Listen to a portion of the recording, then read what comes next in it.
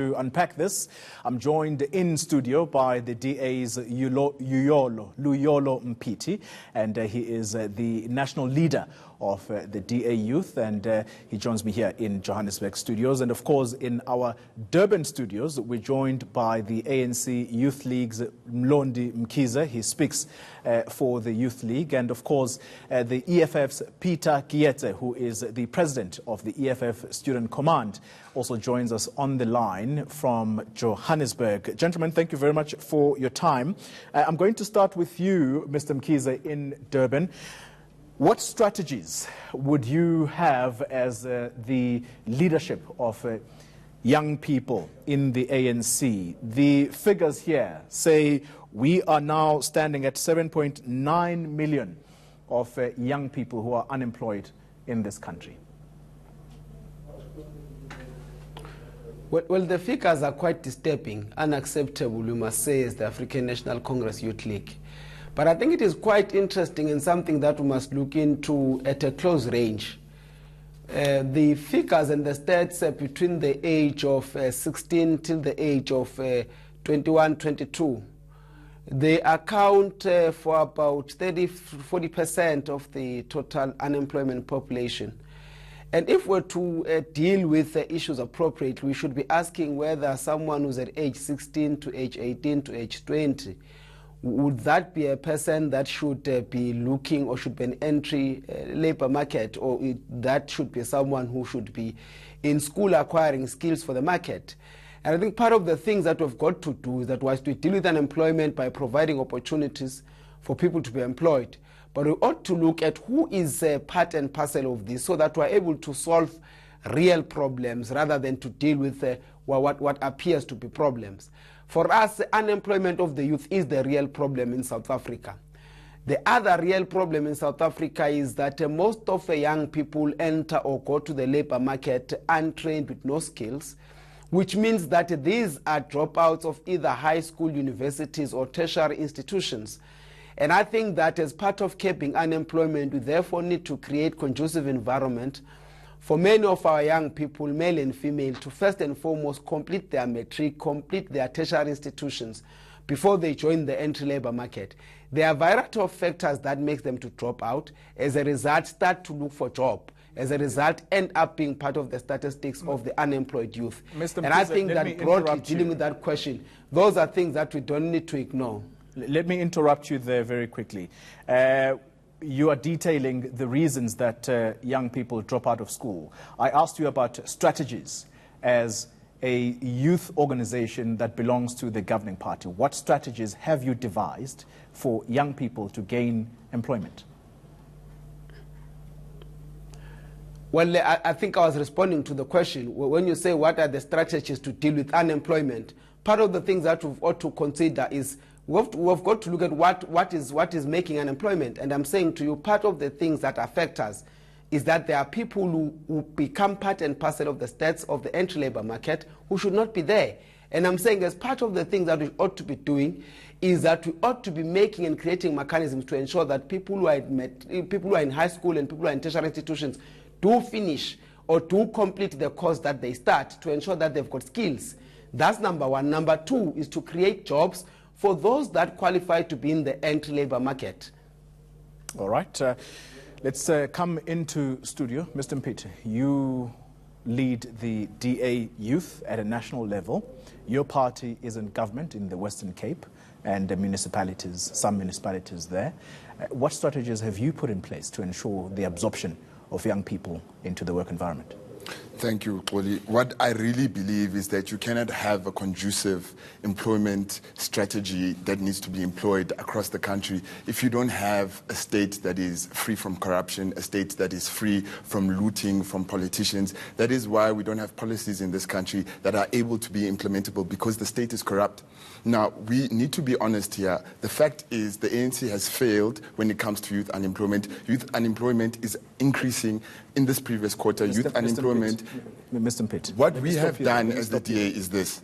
We have introduced opportunity centers across the Western Cape where we are saying that young people can come into those opportunity centers, learn skills like how to write a CV, how to start a business proposal, so that you educate young people and you give them the skills to find experiences and opportunities to further themselves. What we're also saying is this, is that we believe that you have young people coming out of universities and tertiary institutions, they don't have experience. The job market is requiring job experience. We are saying, why is it required for young people to come out of universities and then be required to have experience? Where must they get this experience? So we need to stop having bureaucracy in our workforce. We need to ensure that young people find it easier to find job opportunities. We need to scrap the NYDA, for example. The NYDA is focusing on salaries, on administration costs, instead of funding business ideas and business opportunities for young people. This is our fight that we had in Parliament yesterday to say, when the NYDA report was tabled, why are they prioritizing the cost of salaries over young people's business ideas? These are the things we need to change. All right. Mr. Keetse, you are on the line. You, as the EFF, always constantly say that you are a government in waiting. At a time like this, what strategies would you have to curb youth unemployment? Well, thanks very much, Koli, for having us. I think, look, we must not be over expecting things that are not there. I mean, we must never at any point think that jobs will just come from the sky and they fall down. We occupy employment as young people. The jobs must be created, and who must create employment? Because right now the ANC have given all the responsibility to the white monopoly capital to be the ones who are predominantly dealing with creation of jobs, and that has not been happening. And we have heard recent that it's an issue of skill, acquirement of skill and all that. But when you drive around Johannesburg and all these towns and cities, you will find many of young people holding their qualification, wearing gowns, saying we need employment, we have skills, we have acquired education. But that employment is not there.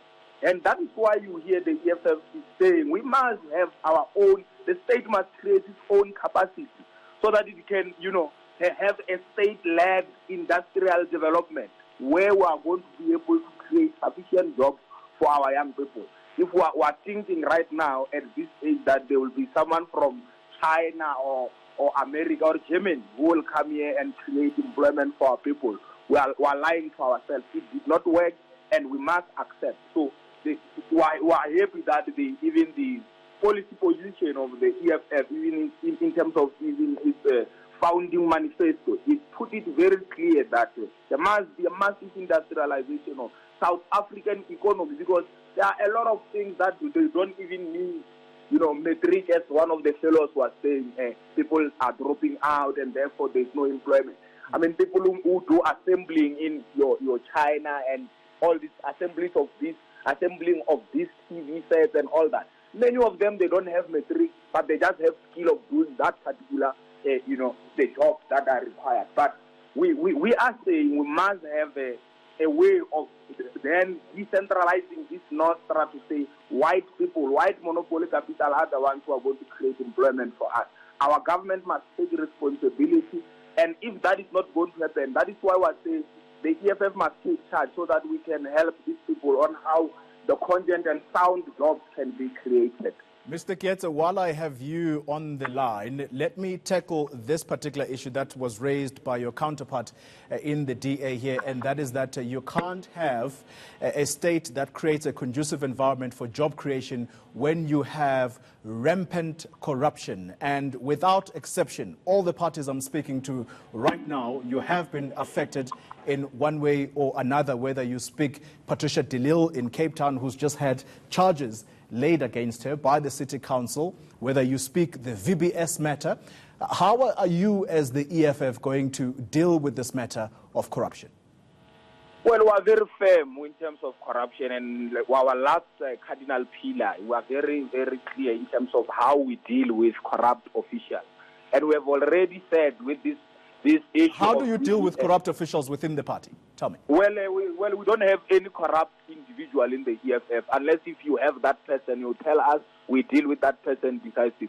Where we are sitting, I do not recall, or I cannot think of anyone who have been found guilty of corruption or the question is unfounded accusations. The question is how. The question is what measures are in place right now if you had someone who were to have corruption as convicted of corruption rather in a court of law. What strategies would you? What instruments are in place inside? Well, it's clear, Koli. Once the court finds you guilty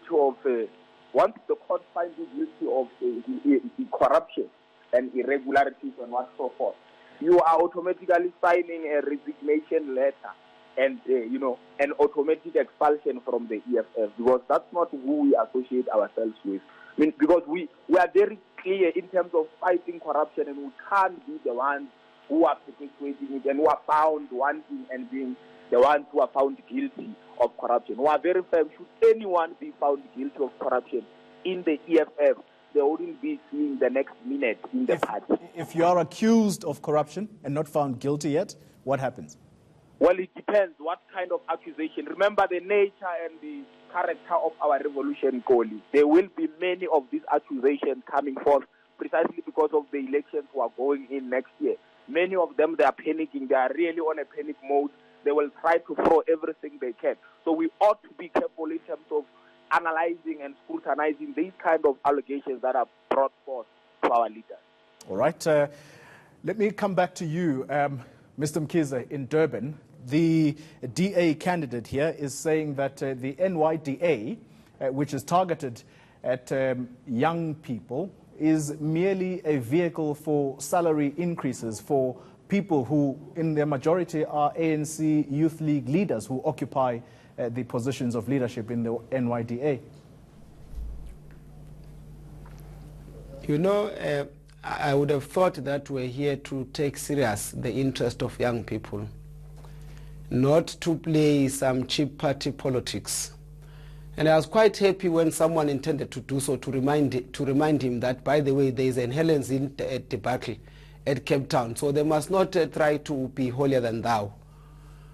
The NYDA has got lots of challenges. Part of its challenges that consistently the Youth League has raised is in its ability to fund activities and initiatives of young people at large scale that are going to help change and create jobs for many other young people.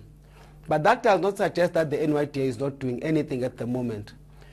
What we should be saying is that when you are based in Cape Town, if you are based in KwaZulu-Natal, if you are based in Eastern Cape, you should be going to NYDA offices and saying to them, you have been giving grants of 50,000, grants of 100,000. Where are these people that you have been giving grants to? And then follow that business pattern line of who has given the money. Is the business still operating? Can I interrupt you there then? Can I interrupt you there and ask you for some of the highlights or the achievements of the NYDA? You quite rightly say that you should be able to point to successes at this time. So give us some successes in as far as the NYDA is concerned. If you would permit me to give you successes in the manner that I intended to say you go to their offices, you ask them, where are the people that have received grants, where are their entities, where are they operating, their place of location. You go and check whether those entities are working. You see here in Durban, I can tell you, I came across an entity that was funded by the NYDA 4 years ago. It still works. It's self-sustainable. It's young people who are fixing chairs of taxis, and they are fixing chairs and seats, rather, of cars, including taxis, which is predominantly what is their custom base. So I'm saying that would be a story I know. Someone else would have something different. For us to say the NYDA is not working at all, I think it will be totally wrong. But however, we should appreciate that more than 50% of its budget goes towards salaries, which might in a way legitimize what the DA is saying. It should not be that. What we should be saying as youth formations, all of us collectively, is that the NYDA needs to receive better funding in order to help young people. All right. Because if we say it goes towards salaries, we are not suggesting that it's being misused. We're just saying that its area of priority is wrong. But that area of priorities, because of the structure that is there, what we should be saying is that the NYDA should be receiving more funding, should be able to give young people substantial grants to help them to prosper. All right. And we can therefore suggest that these are not challenges. Just the last point on the issue of that is facing unemployment of youth and corruption that is all over. Yeah. All corruption right. does not stop young people to prosper. Corruption hampers on everyone on society. And all right. therefore, no one should want to use corruption as a vehicle for all any right. political party. Mr. Mkhize, unfortunately, we are running out of time. The DA needs to deal with Helen Zille in Cape Town and stop preaching a gospel that the African National Congress is not creating job opportunities. We are running out of time. Because I'm going of corruption. to give By Mr. the way, Mphithi. the ANC government has just assured the country that our people now in the entry post, there will be no requirement of experience required. So we should be told about those things, not people who are here to lament. All right. You are being accused of being here to lament. Your own council in the city of Cape Town has now been, has charged the mayor, not sure whether it's outgoing Mayor Patricia de Lille, with corruption allegations. Why are you here to highlight the issue of corruption, and in particular corruption in the ANC? I think the point must be made that when we speak about corruption, corruption is not immune to a political organization. Corruption happens when people take the wrong decisions and decide to loot the state for money that doesn't belong to them. And what the point is that we're trying to make here is that it matters what the party does. It matters how you hold the person accountable for that particular corruption. And I don't think what Mphithi is saying here, he's on TV, he wants to sound amazing and smart, but we are dealing with real issues that affect real people each and every single day. People are being faced by corruption. They are losing their money because our state is corrupt. And then we want to turn around and then expect government to actually work for the people. I mean, we have the ANC here that's marching to the union buildings, marching against its own government. That's how messed up our country has become, where we have our own leaders who don't even know who to hold accountable. Why don't you have an NEC meeting and call the president to that meeting and be able to speak on that issue? It's not happening.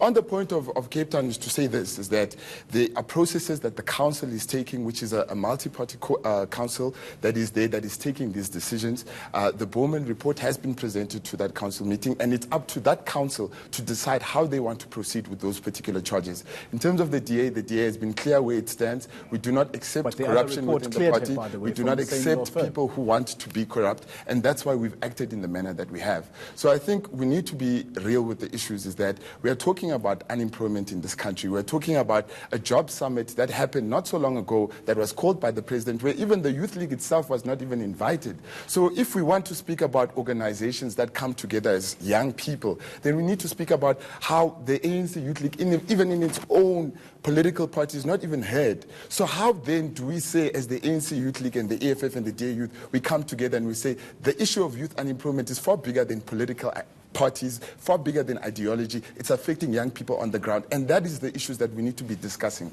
All right, gentlemen, we are out of time, but thank you very much for your contributions. Let me start with you, Peter Keetse from the EFF Student Command. Thank you very much for having given us your time, and of course, you, Luyolo Mphithi from the DA, and of course, Mr. Mkhize, Mlondi Mkhize in Durban from the ANC Youth League. Thank you very much, all of you, for having given us your time.